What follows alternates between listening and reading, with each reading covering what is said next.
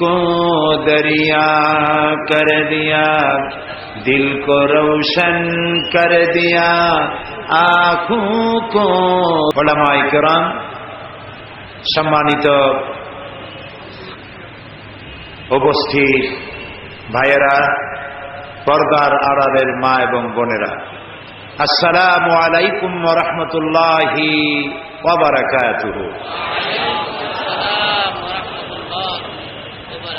আমরা আল্লাহ রাব্বুল ইজ্জত ওয়াল জালাল তার দরবারে লাখো কোটি শুকর আদায় করি যে আল্লাহ তাআলা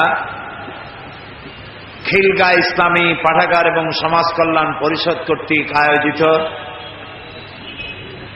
3 দিন ব্যাপী ঐতিহাসিক তাফসীরুল কোরআন মাহফিলের আজ 28তম বার্ষিকী উদযাপন উপলক্ষে আয়োজিত এ মাহফিলের প্রথম দিনে আমাদেরকে শরীক হওয়ার তৌফিক এনায়েত করলেন। সেই মনিবের দরবারে শুকরিয়া আদায় করি। আমরা সকলে পড়ছি আলহামদুলিল্লাহ। মহব্বতের সাথে আমরা সবাই পড়ি আলহামদুলিল্লাহ। আল্লাহ তাআলা দয়া করে আমাদেরকে কোরআনের মাহফিলে হাজির করেছেন। তিনি যদি আসতে না দিতেন আমরা কেউ আসতে পারতাম না। এটি মাবুদের দয়া। পূর্ণ 1 বছর পর আবারও আমরা এই পল্টনের ঐতিহাসিক পল্টন ময়দান, অনেক ইতিহাসের চড়াই উতরাইয়ের সাক্ষী এই পল্টন ময়দান। এই ময়দানে আমরা কোরআনে কারীমের আলোচনা করার সুযোগ পাই প্রতি বছর। এটি আল্লাহ তাআলার মেহেরবানি। প্রশংসা করছি আল্লাহ পাকের, যিনি সুযোগ আমাদেরকে এনায়েত করেছেন।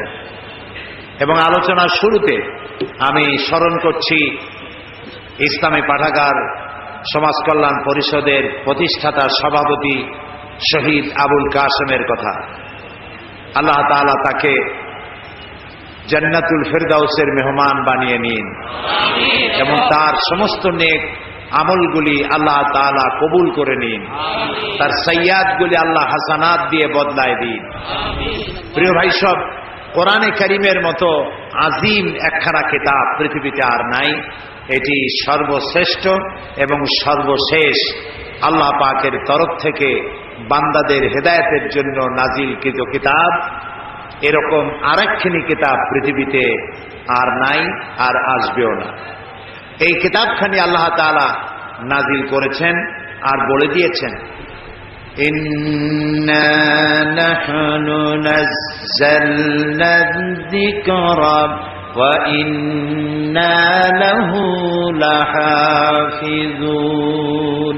কোরআন নাজিল করেছি আমি, আর এর সংরক্ষণ করব আমি। সুবহানাল্লাহ। কোরআন সংরক্ষণ কে করবেন? যিনি নাজিল করেছেন তিনি সংরক্ষণ করবেন বলে ওয়াদা করেছেন। আমরা বলি সুবহানাল্লাহ।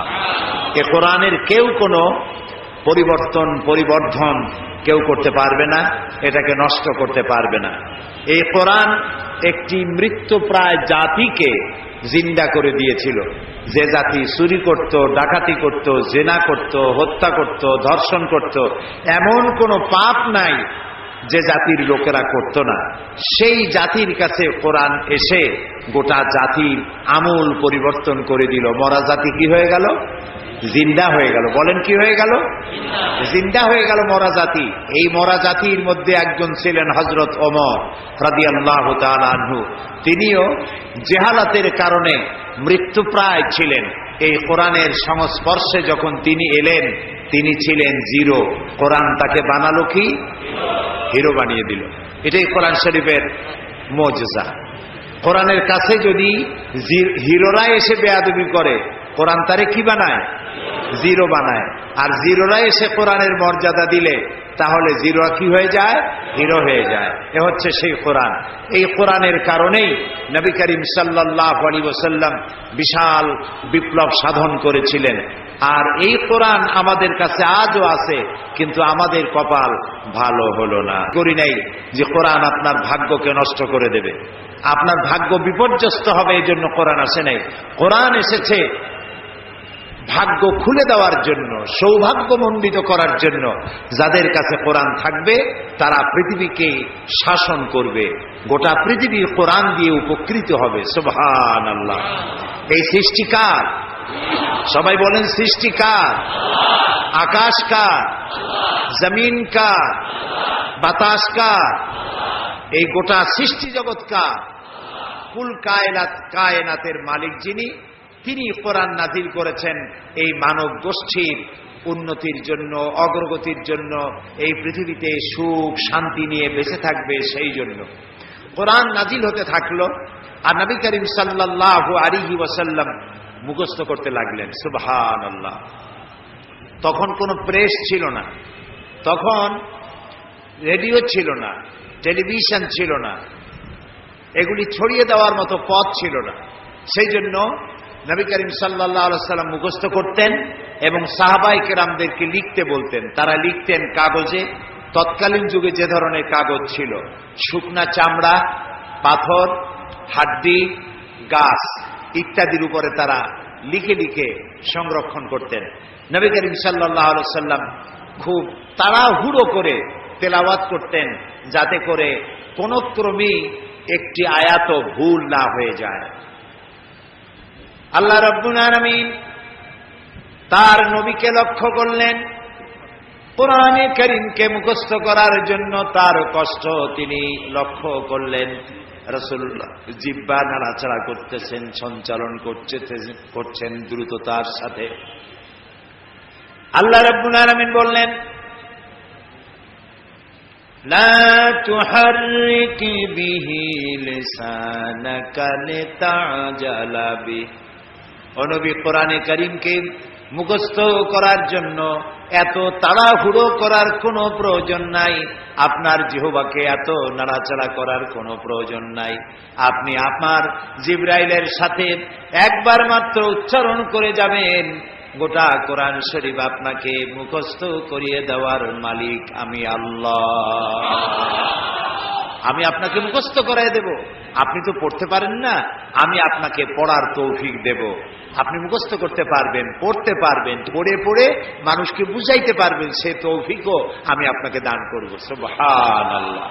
প্রিয় ভাই সব, নবী করিম সাল্লাল্লাহু আলাইহি ওয়াসাল্লাম যখন কোরআনে কারীমকে এভাবে তেলাওয়াত করতেন, কাফেরেরা মনে করত যে মুহাম্মদ সাল্লাল্লাহু আলাইহি ওয়াসাল্লাম না জানি তিনি পাগল হয়ে গেছেন। তাকে পাগল বলতো লোকেরা। বলেন নাউযুবিল্লাহ। রাসূলুল্লাহকে পাগল বলা হলে আল্লাহর অস্তিত্বের উপরে আঘাত লাগে। আল্লাহ রাসূল জবাব দেন নাই। তাকে যখন পাগল বলা হলো, আল্লাহ রাব্বুল আলামিন নিজেই জবাব দিয়ে দিলেন। তিনি বললেন, ওয়া মা সাহিবুকুম বিমাজনুন। তোমাদের সাথী তিনি পাগল নন। তোমাদের সাথী অন্তত 40 বছর পর্যন্ত তোমাদের সাথে তিনি ছিলেন। পাগলামির কি দেখেছো তার মধ্যে তোমরা? পাগলকে তা খুব তাড়াতাড়ি করে প্রমাণিত হবে। তোমাদের সাথী তিনি পাগল নন। হযরত ওমর তখনও ছিলেন জাহিল। তিনি চাইলেন মুহাম্মদ সাল্লাল্লাহু আলাইহি সাল্লামকে তিনি লাঞ্ছিত করবেন। এই নিয়ত করে পেছনে পেছনে ছুটলেন। নবী করিম সাল্লাল্লাহু আলাইহি সাল্লাম বাইতুল্লাহ শরীফে মসজিদে হারামে ঢুকে তেলাওয়াত করতেছিলেন, নামাজের মধ্যে তেলাওয়াত করছেন। হযরত ওমর পিছনে দাঁড়িয়ে মনে করলেন নামাজটা শেষ হয়ে যাক, তারপরে যা হয় করব। নামাজ শেষ হোক। আর পেছনে দাঁড়িয়ে তিনি তেলাওয়াত শুনতেছেন। এখন চিন্তা করুন, একে তো আল্লাহর কালাম, আর তা তেলাওয়াত করছেন যার উপর এটা নাজিল হয়েছে। এখন শুনতে কত মজা হচ্ছে। হযরত ওমর বলেন, আমি মনে মনে ভাবলাম মুহাম্মদ সাল্লাল্লাহু আলাইহি ওয়াসাল্লামকে জেনে ধরেছে। মনে হয় কোন জেন তাকে এসে এই কথাগুলি শিখিয়ে দিতেছেন, নইলে তিনি এগুলি পান কোথায়? হযরত ওমর বলেন, আমি যখন চিন্তা করলাম নবীজিকে জেনে ধরেছে, তিনি তখন তার নামাজের ভেতরে আমার এ কথার জবাব দিয়া দিলেন। তিনি পড়লেন, ইন্নাহু লাকাউলু রাসূলিন কারীম। এটি কোন জেনের কথা নয়, এ হচ্ছে মহান বার্তাবাহকের বর্ণনা। একজন মহান বার্তাবাহক রাসূল, অর্থাৎ জিবরাইলের প্রতি তিনি ইঙ্গিত করেছেন তার নাজিলকৃত, তিনি বার্তাবাহক হয়ে বর্ণনা করেছেন, এটি সেই কথা। হযরত ওমর বলেন, আমি মনে মনে ভাবলাম, জেনে যদি এই কথা না বলে দেখে তাহলে রাসূলুল্লাহ বোধহয় কবি হয়ে গেছেন, নইলে এমন সুন্দর সুন্দর করে মিলাইয়া বলেন কি করে। কোরআন শরীফ যদি আপনি ধীরে ধীরে পড়েন মনে হবে যেন প্রবন্ধ পড়ছেন, আর যদি প্রতি আয়াতে থেমে থেমে পড়েন মনে হবে আপনি কবিতা পড়তেছেন। সুবহানাল্লাহ। যেমন দেখুন, আর রহমান আল্লামাল কুরআন খালাকাল ইনসান আল্লামাহুল বায়ান। যেখানে পড়বেন সেখানেই মিল। হযরত ওমর বলেন, আমার মনে হলো মুহাম্মদ সাল্লাল্লাহু আলাইহি ওয়াসাল্লাম ফাঁকে ফাঁকে কোন ফাঁকে যেন কবি হয়ে গেছে। হযরত ওমর বলেন, আমি যখন মনে মনে ভাবলাম রাসূলুল্লাহ কবি হয়ে গেছেন, অমনি আল্লাহর নবী নামাজের ভিতরে তেলাওয়াত করলেন, ওয়ামা হুয়া বিকাউলি শাইরিন কালিলাম মা তুমিনুন। না, এটা কোনো কবির কথা নয়, তোমরা খুব কমই উপদেশ গ্রহণ করো। কাফেররা যখন রাসূলকে কবি বলেছে, আল্লাহ তাআলা এর প্রতিবাদ করেছেন। সুবহানাল্লাহ বলেন। আল্লাহ তাআলা প্রতিবাদ করেছেন। সূরা ইয়াসিনের মধ্যে দেখুন আল্লাহ তাআলা প্রতিবাদ করেছেন কি ভাষায়। রাসূলকে যখন কবি বলা হলো, আল্লাহ রাব্বুল আলামিন প্রতিবাদ করলেন, ওয়ামা আল্লামনাহু আশ-শি'রা ওয়ামা ইয়ানবাগী লাহু। আমি আমার নবীকে কবিতা শিখাই নাই, আর কবিত্ব আমার নবীর জন্য শোভনীয় নয়। বুঝতে পেরেছেন? লক্ষ্য করুন আল্লাহ কি বলছেন, আমি আমার নবীকে কবিতা শিখাই নাই, আর কবিতা আমার নবীর জন্য শোভনীয় নয়। কথাটি অত্যন্ত তাৎপর্যপূর্ণ। শোভনীয় নয়, এটা কেন? এটা এই জন্য যে কবিরা সাধারণত আবেগপ্রবণ হন, আবেগের উচ্ছ্বাসে কি বলতে কি বলেন দিশা করতে পারেন না। কবিরা তার কবিতা দিয়ে রোমাঞ্চ সৃষ্টি করতে পারেন, উন্মাদনা সৃষ্টি করতে পারেন, কিন্তু কোন দেশ জয় করতে পারেন না। মানুষকে কোনো আদর্শের উপরে উদ্বুদ্ধ করতে পারেন না। কবিরা কবিতার মধ্য দিয়ে রোমান্টিক কবিতা লেখা এবং মানুষকে ভালোবাসা, প্রেম ইত্যাদি শিক্ষা দেওয়া, এগুলি পারেন। কবিরা ভাবের আবেগে লাগামহীন ঘোড়ার পৃষ্ঠে সওয়ার হয়ে তেপান্তরের মাঠ দিয়ে নিরুদ্দেশ্যের উদ্দেশ্যে যাত্রা করতে পারেন, কোনো লক্ষ্য থাকে না। দেখুন, আমি প্রমাণ করব, আমি কবিদেরকে হেয় করতেছি না। কবিত্ব একটি বিরাট প্রতিভা। পাগল ছাগলেরা কবি হইতে পারে না, একটু বুদ্ধিশুদ্ধি থাকা লাগে। অর্থাৎ কবিতার জন্য একটি প্রতিভা প্রয়োজন। এই প্রতিভা দেওয়ার মালিককে বলেন সবাই, আল্লাহ তাআলা। সাহিত্য, সাহিত্যিক হওয়া, কবি হওয়া, সাংবাদিক হওয়া, গায়ক হওয়া, যে কোনো ডিপার্টমেন্টে যে দিকে যান না কেন, প্রতিভা আল্লাহর দেওয়া এক অবদান। এই প্রতিভা কেউ ভালো কাজে লাগায়, এই প্রতিভা আবার কেউ খারাপ কাজে লাগায়।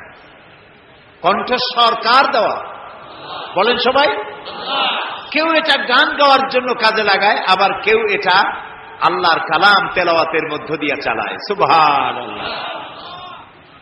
তো কবিতা রচনা করা, কবিতা লেখা, এটি একটি প্রতিভা নিঃসন্দেহে। কিন্তু ওই যে আবেগ, আবেগ আবেগের বশবর্তী হয়ে কবিরা এমন সব কথা বলেন বাস্তবতার সাথে যার কোনো মিল থাকে না। আমি আলোচনা করতে গিয়ে মাঝে মধ্যে একথা বলি, জাতীয় কবি কাজী নজরুল ইসলাম আমাদের জাতীয় কবি। যে সময় আমাদের পক্ষে, মুসলমানদের পক্ষে কলম ধরার লোক ছিল না, তখন তিনি আমাদের মুখ রক্ষা করেছেন। কথা বলছেন না? তিনি রসুলের শানে যেসব কবিতা লিখেছেন, আল্লাহর শানে যেসব গান লিখেছেন, আল্লাহ যদি ইচ্ছে করেন এই কারণেই আল্লাহ তাআলা তাকে জান্নাত দিয়ে দিতে পারেন।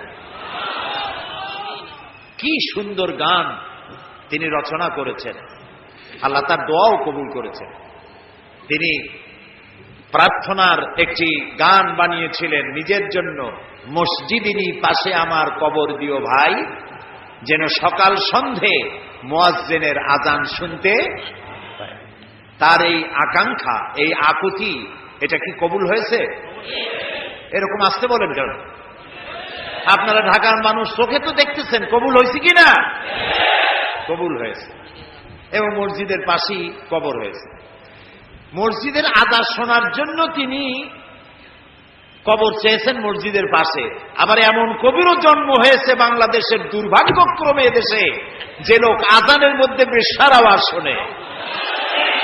এমন কপাল পোড়া কবির জন্ম এখানে হয়েছে, ঠিক না? এখন কাজী নজরুল ইসলাম বিশাল প্রতিভা, বিশাল প্রতিভা। আর প্রতিভা যার হয় ছোটবেলা থেকেই বোঝা যায়। তিনি একবার স্কুলে যাচ্ছিলেন, বাসে ঝুলিয়া, নাম ছিল দুখু মিয়া। স্কুলে যাচ্ছেন, বাসে চড়ে যাচ্ছেন, এক বুড়া মানুষ তার পাশে দাঁড়ানো, দাড়ি পাকা। কাজী নজরুল ইসলাম তখন বোধহয় 4-5 ছাত্র হবেন। তিনি ওই বুড়া মিয়াকে জিজ্ঞেস করছেন, চাচা আপনার বয়স কত? এখন চাচার মেজাজ খারাপ হয়ে গেছে, স্বাভাবিক। ছোট্ট ছেলে যদি আপনার বয়স জিজ্ঞেস করে, মেজাজ খারাপ হবে না? রাগ করে বলছে যে আমার বয়স কত তা তোমার দরকার। কয় না চাচা, একটু জানতে চাচ্ছি আপনার বয়স কত। তো বেচারা বলেছে আমার বয়স 60 বছর তো পার হয়ে গেছে। কেন জিজ্ঞেস করলে বাবা? কাজী নজরুল ইসলাম বললেন যে জিজ্ঞেস করলাম এই কারণে, 60 বছর বয়স হয়েছে, এখনো আপনি নিজ পায়ে দাঁড়াতে শেখেন নাই। লক্ষ্মী তাকায় দেখলো তার নিজের পা একখানা নজরুলের পায়ের উপরে। তখন ওই বাচ্চা বুড়া বলতেছে, মর্নিং শোজ দ্য ডে, প্রভাতই বলে দেয় দিনটা কেমন যাবে। সুতরাং এই বাচ্চা তো বড় হলে কিছু একটা হবে।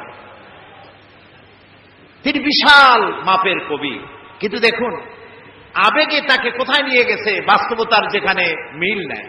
তিনি গান রচনা করেছেন তার প্রিয়তমার নামে, মোর প্রিয়া হবে এসো রানী, দেব খোপায় তারার ফুল।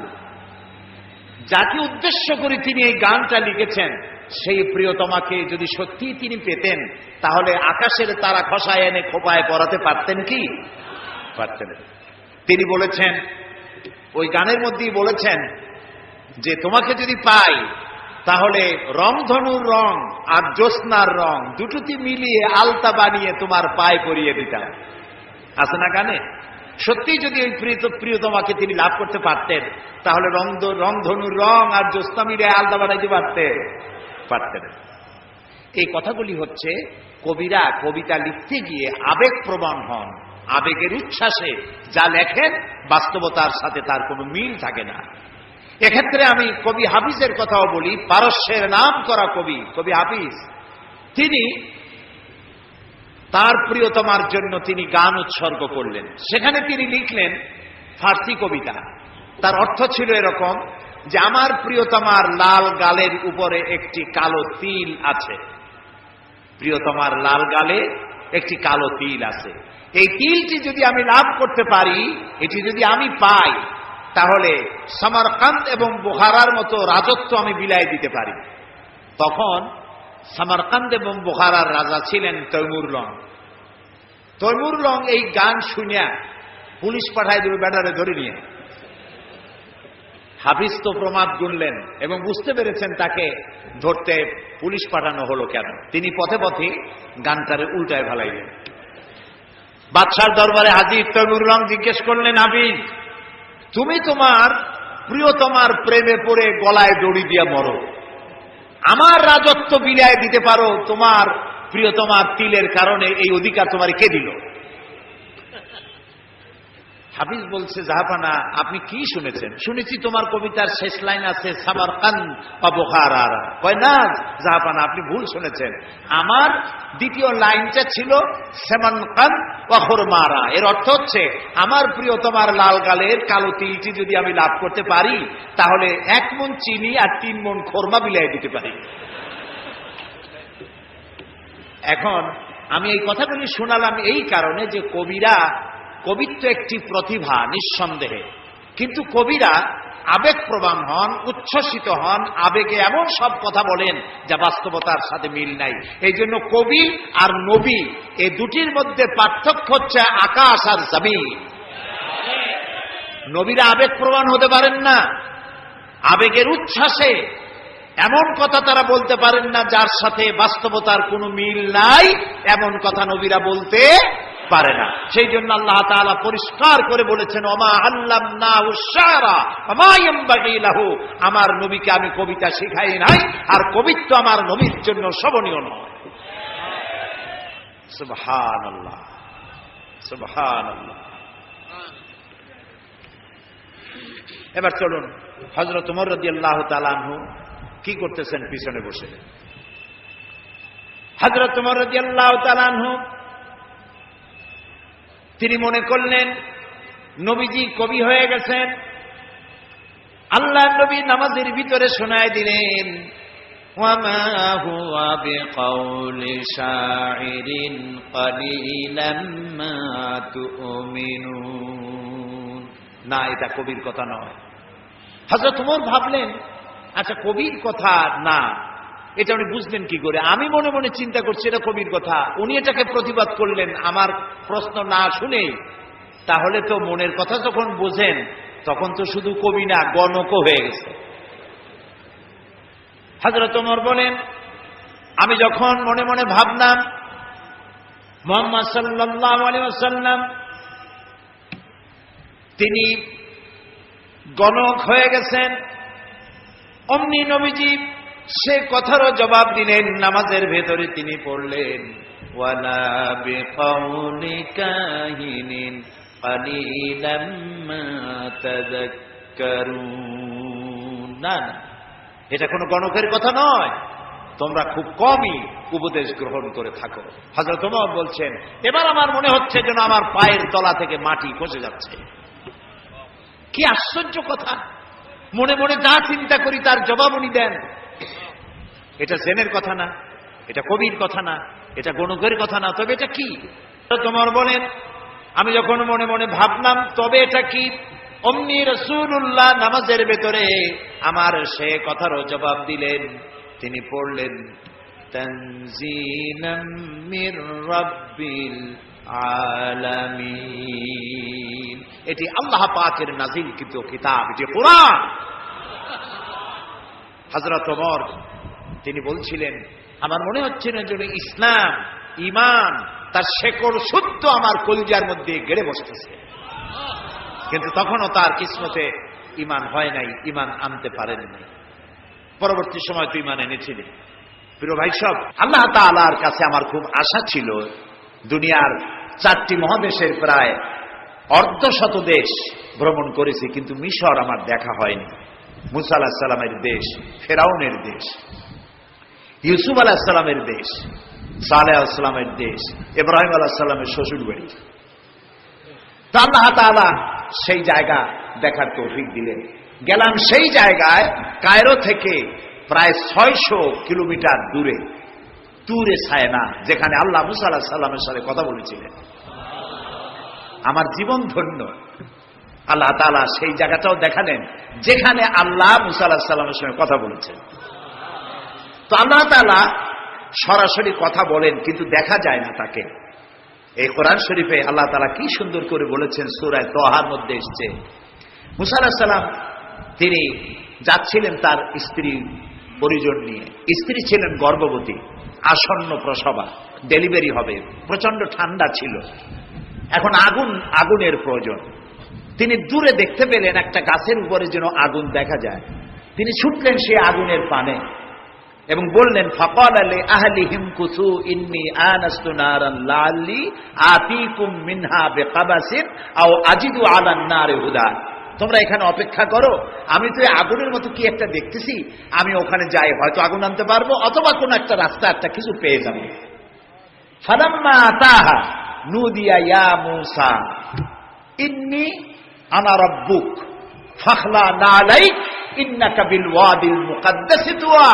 ও মূসা, যেটা আগুন মনে করছো এটা আগুন না, এটা আমি তোমার রব। ফাখলা নালাইক, জুতা খোলো, ইন্নাকা বিল ওয়াদিল মুকাদ্দাসি তুয়া, এটা হলো পবিত্র উপত্যকা। আমি যখন সেই পবিত্র উপত্যকায় গেছি, এদিকে তুরে সায়না, এদিকে আরেকটা পাহাড়, মাঝখানে দুই পাহাড়ের মাঝখানের সমতল ভূমিকে উপত্যকা বলা হয়। আমার এই আয়াত মনে পড়লো, সাথে সাথে জুতা খুলে ফেলে দিলাম। মূসা আলাইহিস সালামকে আল্লাহ বলেছেন ফাখলা নালাইক, জুতা খোলো। আমি আমার সাথীরা জুতা খুলে এগিয়ে গেলাম। আজান দিয়ে সেখানে আমরা জোহরের নামাজ আদায় করলাম, জোহর আসর জামআন ওয়া কাসরান আদায় করে নিলাম। তারপরে চলে গেলাম সেই জায়গায় যেখানে আল্লাহ তাআলা কথা বলেছিলেন, সেই জায়গাটা এখনো আছে। সুবহানাল্লাহ। আল্লাহ তাআলা বলছেন ওয়া নাখতারতুকা ফাসতামি লিমা ইউহা। ও মূসা, আমি তোমাকে আমার জন্য বাছাই করছি। সুবহানাল্লাহ। আমি তোমাকে আমার জন্য বাছাই করেছি, এখন তুমি শোনো আমি কি বলি। ইন্নানি আনাল্লাহ, আমি আল্লাহ। সুবহানাল্লাহ, সুবহানাল্লাহ। আমি আল্লাহ, লা ইলাহা ইল্লা আনা, আমি ছাড়া কোনো ইলাহ নাই। ফাবুদনি ওয়া আকিমিস সালাতা লিযিকরি, অতএব আমার ইবাদত করো আর আমার শরণার্থে নামাজ কায়েম করো। সুবহানাল্লাহ। ওইখানে দেখলাম দুইটা ধর্মীয় প্রতিষ্ঠান, একটা হলো মসজিদ আর একটা হলো গির্জা, একদম গায়ে গায়ে লাগানো। দুনিয়ার ইহুদি খ্রিস্টান আর মুসলমানেরা এক জায়গায় নামাজ পড়তেছে আর যার যার মতো ইবাদত করতেছে, কোনো ঝগড়া নাই। ইহুদিরাও যাচ্ছে আর খ্রিস্টানেরাও যাচ্ছে, মুসলমানেরাও যাচ্ছে। আমি সেখানে একটা বক্তব্য রাখলাম, বললাম দুনিয়ার ঐক্য কোন রাজনৈতিক ঐক্যে পৃথিবীর মানুষকে ঐক্য বানাতে পারবে না, ইসলাম দিয়েই ঐক্য করা যাবে, এটাই হলো তার প্রমাণ। সেখান থেকে 5 দিনে 2000 কিলোমিটার জায়গা আমি দৌড়াইছি। হযরত সালেহ আলাইহিস সালামের কবর জিয়ারত করেছি, ইলিয়াস আলাইহিস সালাম, হযরত হারুন আলাইহিস সালাম, তারপরে হযরত লোকমান, কোরআন শরীফে যে সূরা লোকমান আছে, হযরত লোকমান, তার কবর জিয়ারত করার তৌফিক আল্লাহ তাআলা দান করেছেন। বিশাল দেশ, দেখার মতো বহুত কিছু আছে, কিন্তু দেখা হয় নাই। তখনও মুসা আলাইহিস সালামের সাথে বেয়াদবি করলো সেই মিস্টার ফেরাউন কই। তারপরে চলে গেলাম মিউজিয়ামে, পিরামিড দেখলাম, নীল নদ দেখলাম, আল্লাহ দেখাইলেন। তারা বলেছেন আমার জমিন ভ্রমণ করো আর মহাসত্যের অস্বীকারীদের কি পরিণতি করেছি তা দেখো আর তার দ্বারা শিক্ষা গ্রহণ করো। কাজে আল্লাহ দেখতে কইছে, শয়তান দেখা দরকার। ভিতরে ঢুকে দেখলাম গ্লাসের বক্স, সেখানে মিস্টার ফেরাউন চিতই শুয়ে আছে।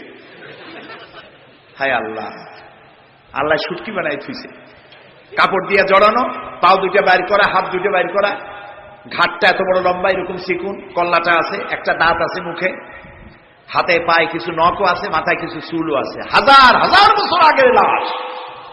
মুসা আলাইহিস সালামকে যখন তাড়ায় নিয়ে গেল লোহিত সাগরের কেরানায় মুসা আলাইহিস সালাম বসেছিলেন তার উম্মতদের নিয়ে। ফেরাউন 3 দিক থেকে আক্রমণ করলো। এই কোরআন বর্ণনা, এটা কি কোরআন? আল্লাহ তাআলা বলছেন, ও নবী, তুমি তো তখন সেখানে উপস্থিত ছিলে না যখন ফেরাউন তার দলবল নিয়ে মুসা আলাইহিস সালামকে তাড়া করেছিল সেই তুরে সায়নায়, তুমি উপস্থিত ছিলে না। আমি ওহী দিয়া, কোরআন দিয়া তোমাকে ইতিহাস জানাইছি। সুবহানাল্লাহ। সেই লোহিত সাগরের পারে গেলাম যেখানে তাকে ঘিরে ফেলানো হয়েছিল। মুসা আলাইহিস সালাম এবং তার সাথীরা বললেন, ইয়া মূসা ইন্না লামুদরাকুন, হে মুসা, আমরা তো পাকড়াও হয়ে গেলাম, সারাশি আক্রমণ করা হয়েছে, আমাদেরকে পালাবার কোনো জায়গা নাই। মুসা আলাইহিস সালাম আল্লাহর পয়গম্বর। কার নবী? আল্লাহর পয়গম্বর। মুসা আলাইহিস সালাম বললেন, কাল্লা রব্বি সায়াহদিন, ভয় পাইও না, অবশ্যই আল্লাহ তাআলা আমাদেরকে পথ বের করে দেবেন। 3 দিকে কি শত্রু, 3 দিকে কি, আর একদিকে কি নদী না সাগর। আপনারা মনে করছেন নীল দরিয়া পার হয়েছে বুঝি মুসার তারা খায়া? সাগর, লোহিত সাগর, রেড সি, 3 দিকে শত্রু, একদিকে সাগর, পালাবার রাস্তা আছে? আল্লাহর পয়গম্বর বলছেন কোনো ভয় নাই, অবশ্যই রব্বি সায়াহদিন, অবশ্যই আল্লাহ আমাদের পথ বের করে দেবেন। আল্লাহ তাআলা খুশি হয়ে গেলেন, সুবহানাল্লাহ। আল্লাহ এটাই চান, আল্লাহ এটাই চান। আল্লাহ তাআলা সমুদ্রকে ভাগ করে দিলেন, সুবহানাল্লাহ। সমুদ্র ভাগ হয়ে গেল। এগুলি গল্প কি? কোরআন। কোরআন। সাগর ফেটে গেল। মুসা আলাইহিস সালাম আর তার দলবল নিয়ে সাগরের মাঝখানে চলে গেছেন। ফেরাউন তার দলবল নিয়ে এসে দেখে, বাহ, এ তো ভালোই, রয়্যাল বোট। ও মনে করছে ওর বাজানের তৈরি করার রাস্তা। ওর সমস্ত সেনাবাহিনী নিয়ে নেমে পড়েছে। যেই না সাগরের মাঝখানে আসছে, মুসা আলাইহিস সালাম তার দলবল নিয়ে ওপার চলে গেছেন। আল্লাহ হুকুম করলেন, যিনি হুকুম করেছিলেন সাগর ফেটে যা, মুসার জন্য রাস্তা বানায় দে, সেই আল্লাহ বললেন সাগর রাস্তা বন্ধ করে দে। রাস্তা বন্ধ হয়ে গেল। এখন ফেরাউন আর তার দলবল পানিতে চুবনি খাইতে খাইতে সাথের লোকেরা সব শেষ। এখন ফেরাউন একা সমুদ্রের ঢেউতে ডুবে আর ওঠে, পানি খেতে খেতে পেটটা পুটকা মাছের মতো মোটা হয়ে গেছে। দেখে যে জান আর টেকে না, নাক দিয়েও পানি পড়ে, কান দিয়েও পানি পড়ে। এখন বলছে আমানাত বিহি বানু ইসরাইল, ঈমান আনলাম সেই আল্লাহর উপরে যে আল্লাহর উপরে ঈমান আনছে বনি ইসরাইলেরা, তার উপর ঈমান আনলাম। আল্লাহ তাআলা বললেন আল আন, এখন ওয়াকাদ আসাইতা কাবলু ওয়া কুনতা মিনাল মুফসিদিন। ও বলল আনা মিনাল মুসলিমিন। আল্লাহ আমি তো এই কলেমা পড়লাম আর তো মুসলমান হইলাম, এখনো সুবাকে।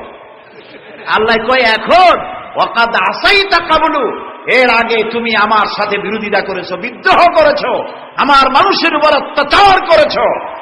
ওয়া কুনতা মিনাল মুফসিদিন, আর তুমি হচ্ছ সন্ত্রাসীর একজন বড় সন্ত্রাসী, বিপর্যয় সৃষ্টিকারী।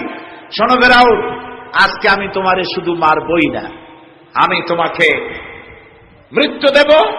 আর তোমার আলিয়াউমা নুনাজ্জিকা বিবাদানিক, আমি তোমার শরীরকে হেফাজত করব। তোমার শরীর পানিতে পচবে না, পোকা মাকড়ে, জলচর প্রাণী, স্থলচর প্রাণী কেউ খাবে না, মাটিতেও তুই পচবি না, তোরে শুটকি বানায় রাখবো কিয়ামত পর্যন্ত।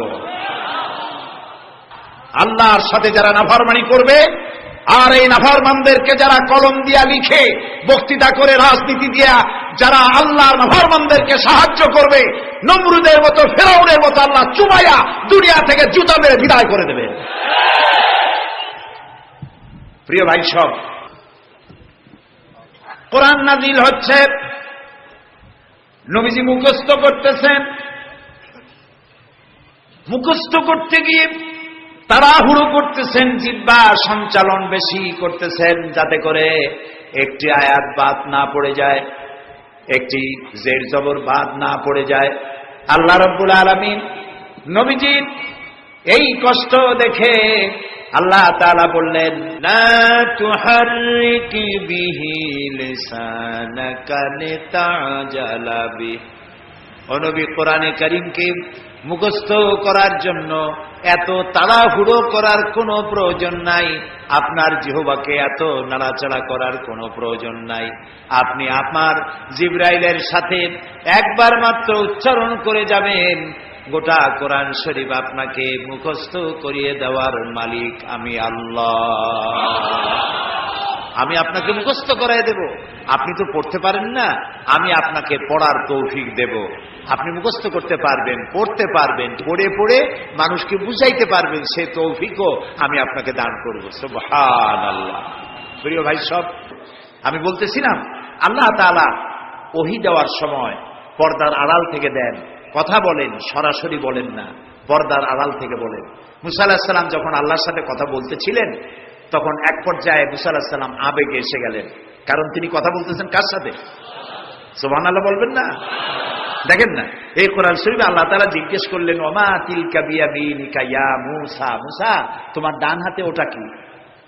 তো জবাব তো একটাই ছিল, হিয়া আসাই, এটা একটা লাঠি। কিন্তু তিনি তা বললেন না, তিনি বললেন হিয়া আসাই আতাওয়াক্কাউ আলাইহা ওয়া হুশু বিহা ওয়া আলা গানামি ওয়া লিয়া ফিহা মাআরিব উখরা।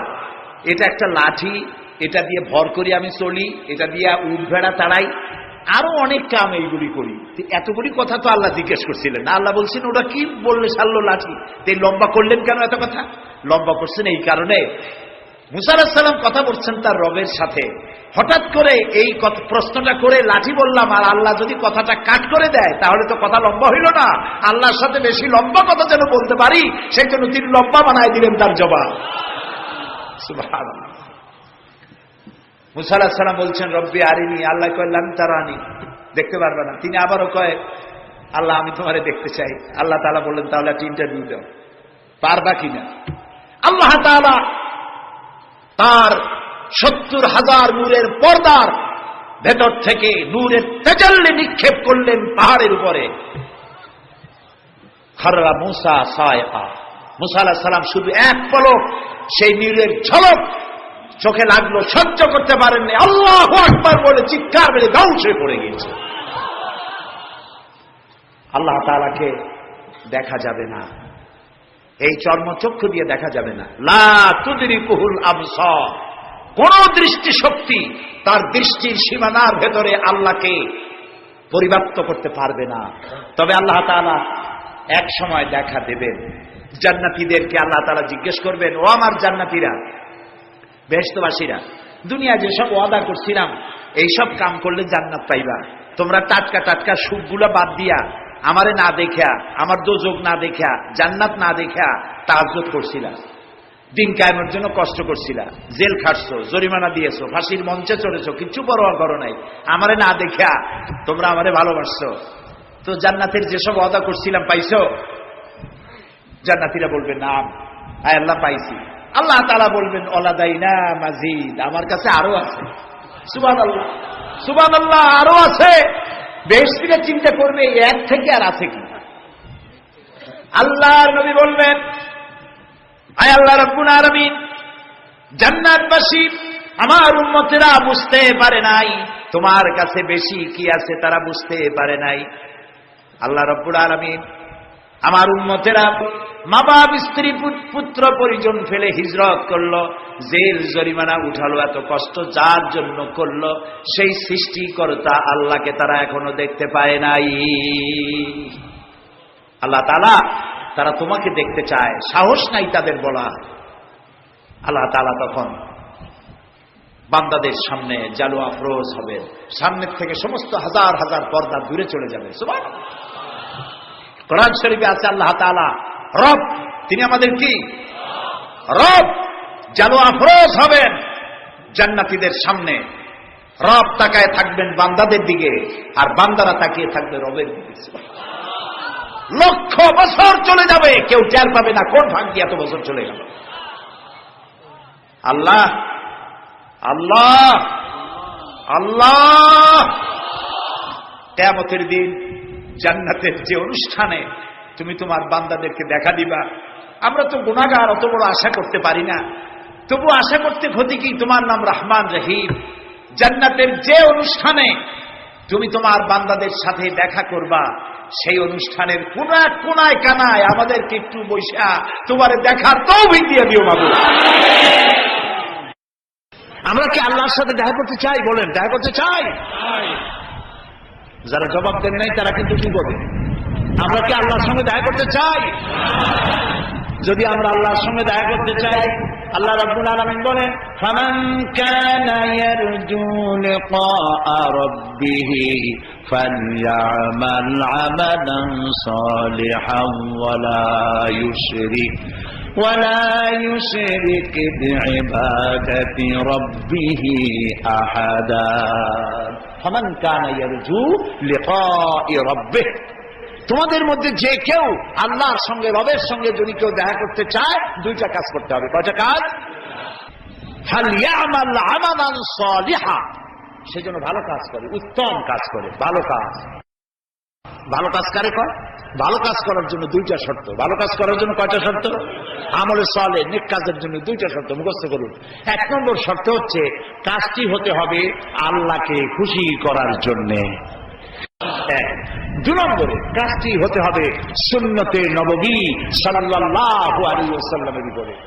দাড়ি রাখবো কারে খুশি করার জন্য? আল্লাহর খুশি করার জন্য। রাখবো কার মতো? রবীন্দ্রনাথের মতো, কার্ল মার্কসের মতো, ম্যাক্সিম গোর্কির মতো, কার মতো? রাসূলুল্লাহ। বাস, আর দৃষ্টান্ত দিতে চাই না, আশা করি বুঝে আসছে কিনা।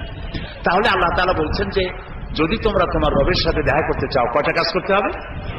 দুইটা। একটা কাজ হলো ভালো কাজ করো, নেক আমল করো। আর 2 নম্বরে হচ্ছে ওয়ালা ইউশরিক বিইবাদাতি রাব্বিহি আহাদা, আল্লাহর ইবাদতের সাথে কাউকে শরীক স্থাপন করো না। তাহলে আল্লাহ তাআলার সঙ্গে দেখা করা কিয়ামতে যাবে। প্রিয় ভাই সব, আমি আজকে খুব ক্লান্ত, বাকি কথাগুলি আগামীকাল বলবো ইনশাআল্লাহ। মোনাজাতের পরে আযান হবে, বা জামাত এশার নামাজ পড়ে যাবেন। আল্লাহুম্মা আমিন। রব্বানা যালামনা আনফুসানা ওয়া ইন লাম তাগফির লানা ওয়া তারহামনা লানাকুনান্না মিনাল খাসিরিন। হায় আল্লাহ তাআলা, হাজার হাজার মুসলমান নরনারী পল্টনের ময়দানে কোরআনে কারীমের কথা শুনে তোমার দরবারে হাত তুলেছি। মেহেরবানি করে জিন্দেগীর সমস্ত গুনাহ খাতা আমাদের মাফ করে দাও রব্বুল আলামিন। আমাদের মধ্য থেকে আমাদের মা বাপ যাদের দুনিয়া থেকে বিদায় হয়ে গেছে, কবরগুলিকে জান্নাতের টুকরায় পরিণত করে দাও। রব্বির হামহুমা কামা রব্বায়ানি সগীরা। সবাই পড়েন রব্বির হামহুমা কামা রব্বায়ানি সগীরা। হায় আল্লাহ তাআলা, तमाम পৃথিবীতে মুসলমানেরা বড়ই বিপদে আছে। আল্লাহ তুমি দয়া করে বিপদগ্রস্ত মুসলমানদেরকে সাহায্য করো রব্বুল আলামিন। আয় আল্লাহ তাআলা, আমাদের প্রিয় জন্মভূমি বাংলাদেশের উপরে রহমত নাজিল করো। এই কোরআনে কারীমের মাহফিলকে আগামী আরো 2 দিন চলবে। আল্লাহ তুমি দয়া করে তোমার আপন কুদরতে মাহফিল পরিচালিত করে দিও। আল্লাহ তাআলা, তোমার বান্দারা তাদের বন্ধু বান্ধব নিয়ে প্রতিদিন হাজির হতে পারে, কোরআন শুনতে পারে, আমল করতে পারে, তৌফিক দান করে দিও। আয় আল্লাহ তাআলা, কোরআন শরীফের মাহফিলে যারা আসেন এদের কাউকেই পথ খরচা দিয়ে আনা হয় না, খাইতেও দেওয়া হয় না, তোমার কোরআন শুনতে আসে। আল্লাহ, এই কোরআন পাগল মুসলমানদেরকে কোরআন বোঝার তৌফিক দান করে দাও, কোরআন আমল করার তৌফিক দান করে দাও। আল্লাহ তাআলা, ইসলামী পাঠাগার 28টি বছর ধরে কোরআনের এই খেদমত করছে তোমার দয়ায়। আল্লাহ তাআলা, তোমার বান্দাদের বসার জন্য বিশাল আয়োজন তারা করে। আল্লাহ তাআলা, তারা যেন ঋণগ্রস্ত হয়ে না থাকে, প্রতিদিন তোমার বান্দাদেরকে এদেরকে সাহায্য করার তৌফিক মন তুমি তৈরি করে দিও। আল্লাহ তাআলা, ইসলামী পাঠাগার ডেকোরেটরদের কাছে, মাইকের কাছে, লাইটের কাছে, প্রচার বিভাগের কাছে কোন রকম ঋণগ্রস্ত না থাকে, তোমার বান্দা বান্দিরা প্রয়োজন মাফিক পয়সা করি দিতে পারে, তৌফিক সকলকে দান করে দিও। আল্লাহ তাআলা, এই মাহফিল উপলক্ষে শত শত বুক স্টল এখানে এসেছে, যারা ইসলামের বই বিক্রি করে, কোরআন হাদিস ইসলামের বই, যেগুলি পড়লে পরে ইমান তাজা হয়। নোবেল, নাটক, উপন্যাস পড়লে পরে আর যাই হোক ইমান তৈরি হয় না, চরিত্র তৈরি হয় না। আল্লাহ তাআলা ইমান এবং চরিত্র তৈরি করার জন্য, জাহান্নাম থেকে বাঁচার জন্য, জান্নাতে যাওয়ার জন্য এইসব বইপত্র খরিদ করার তৌফিকও এই শ্রোতা বর্গকে আল্লাহ তুমি দয়া করে দান করে দিও রব্বুল আলামিন। আমাদের যার যে অসুখ বিসুখ আছে আল্লাহ তুমি মাফ করে দিও। আমাদের উপরে তোমার খাস রহমত আল্লাহ আমরা কামনা করছি। আল্লাহ তাআলা, হসপিটালে আমাদের অনেক রুগী আছে, তুমি জানো। আল্লাহ তাআলা, তুমি দয়া করে হসপিটালে যারা রুগী আছে রুগীদেরকে শেফায়ে আজেলা, শেফায়ে কামেলা দান করে দিও। ربنا تقبل منا إنك أنت السميع العليم وتب علينا إنك أنت التواب الرحيم سبحان ربك رب العزة عما يصفون وسلام على المرسلين والحمد لله رب العالمين واجعل آخر كلامنا عند الموت لا إله إلا الله মুহাম্মাদুর রাসূলুল্লাহ। আসসালামু আলাইকুম ওয়া রাহমাতুল্লাহ। তাফসীরুল কুরআন মাহফিল, তাফসীরুল কুরআন মাহফিল, পল্টনে আল্লামা সাঈদীর, পল্টনে আল্লামা সাঈদীর তাফসীরুল কুরআন মাহফিল, তাফসীরুল কুরআন মাহফিল, তাফসীরুল কুরআন মাহফিল পল্টনে আল্লামা সাঈদীর পল্টনে আল্লামা সাঈদীর তাফসীরুল কুরআন মাহফিল তাফসীরুল কুরআন মাহফিল তাফসীরুল কুরআন মাহফিল পল্টনে আল্লামা সাঈদীর পল্টনে আল্লামা সাঈদীর তাফসীরুল কুরআন মাহফিল তাফসীরুল কুরআন মাহফিল তাফসীরুল কুরআন মাহফিল পল্টনে আল্লামা সাঈদীর পল্টনে আল্লামা সাঈদীর তাফসীরুল কুরআন মাহফিল তাফসীরুল কুরআন মাহফিল তাফসীরুল কুরআন মাহফিল